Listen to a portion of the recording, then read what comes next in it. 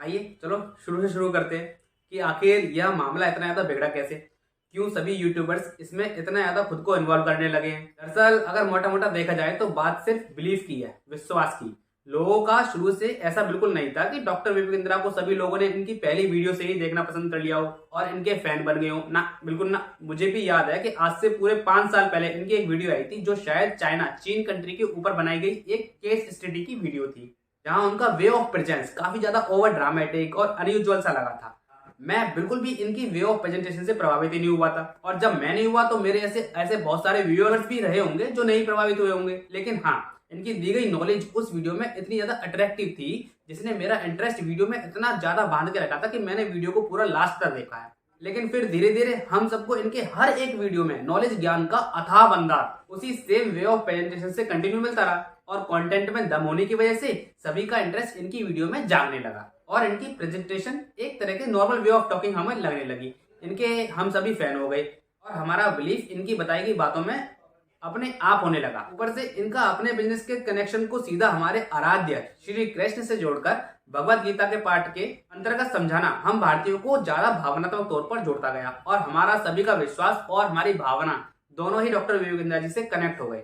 फिर इनका case study के अलावा अपना खुद का बिजनेस, बड़ा बिजनेस जैसे लॉन्च किया, तो उसमें भी इनकी छवि के चलते हमारी लाइबिलिटी बढ़ती गई और लोग उसको एक भरोसेमंद और यूजफुल सब्जेक्ट समझने लगे। भले ही इस कंट्रोवर्सी के पहले लोगों को यह तक नहीं पता था कि इनका बड़ा बिजनेस का जो मॉडल है वो वर्क कैसे करता है, लेकिन विवेक बिंद्रा ओनली एकमात्र इस चेहरे के प्रेजेंस के चलते लोग इनके बड़े बड़े सेमिनार को अटेंड करते गए और बड़ा बिजनेस को और बड़ा बनाते गए, अपने मेहनत की कमाई के पैसों को इसमें इन्वेस्ट करके। हाँ, शायद एक बार इनके इस बिजनेस मॉडल के मेंबर बनने के बाद आपको इनके बिजनेस के अंदर की कार्यप्रणाली समझाई गई हो या ना भी समझाई गई हो, लेकिन यह पक्का था कि लोग इनके कोर्स खरीदने लगे थे, उसमें इंटरेस्ट भी दिखाने लगे थे, बस डॉक्टर विवेक बिंद्रा की धार्मिक और मेहनती छवि को देखकर।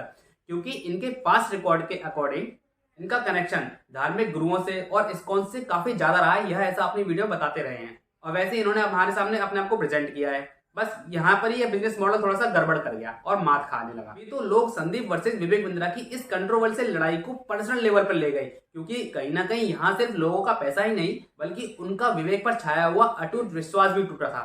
तभी तो लोगों का गुस्सा बड़ा बिजनेस कंपनी प्राइवेट लिमिटेड पर ना निकलकर उसके सीईओ यानी विवेक बिंद्रा पर निकला। वरना आपने आज तक कहाँ देखा है कि किसी मल्टी लेवल मार्केटिंग कंपनी ने लोगों को चूना लगाया हो, मतलब कि उनका पैसा डुबाया हो और लोग गाली कंपनी के सीईओ को दे रहे हो।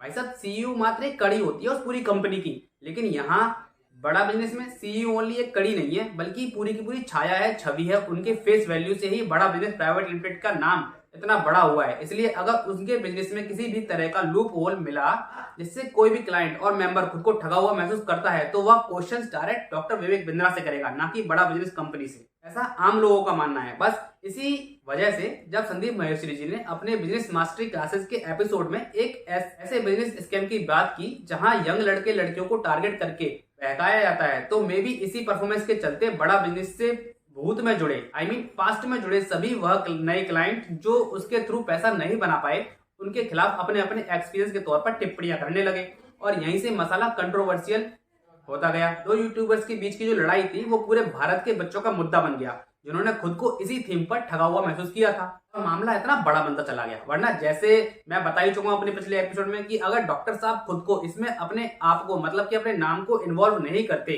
तो यह भी अन्य विषयों की तरह ही बस एक मुद्दा बनकर रह जाता और कुछ ही दिनों में ठंडे बस्ते में चला जाता। अब ऊपर से शायद इसी परिवर्तन और जागरूकता के जोश में कई और मामले डॉक्टर विवेक बिंद्रा जी की निजी जिंदगी से जुड़े हुए भी सामने आए, जिनसे सभी लोग अभी तक अनजान थे। उन सभी लोगों को अब हिम्मत मिली जो शायद इतने बड़े बिजनेस टाइकून के खिलाफ वह पहले नहीं जुटा पा रहे थे। और it may be any type of tech trick, who knows. अंत में जब तक दोनों पक्षों के बीच के रिजल्ट सामने नहीं आता तब तक किसी भी एक पक्ष को गुनहगार बताना ठीक नहीं होगा। आगे देखते हैं फ्यूचर में अब क्या नतीजा निकलता है इस पूरी कंट्रोवर्सी का। वैसे आपका अपना क्या सोचना है इस पूरी कंट्रोवर्सी पे? दोनों यूट्यूबर्स के बीच की लड़ाई को उन दोनों के बीच में रहने देना चाहिए था, या पूरे भारत के उन बच्चों का इसमें कूदना सही है जिन्होंने अपने आप को इसी थीम पर ठगा हुआ महसूस किया था?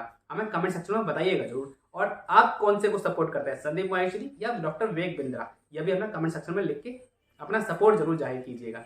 नमस्कार, मिलते हैं आपसे अपने न्यू एपिसोड में किसी नए टॉपिक के साथ या किसी नई मूवी के रिव्यू के साथ। तब तक के लिए नमस्कार। अपना और अपनों का ख्याल रखिए और समय पर उनसे बातें जरूर करते रहिए। शुक्रिया।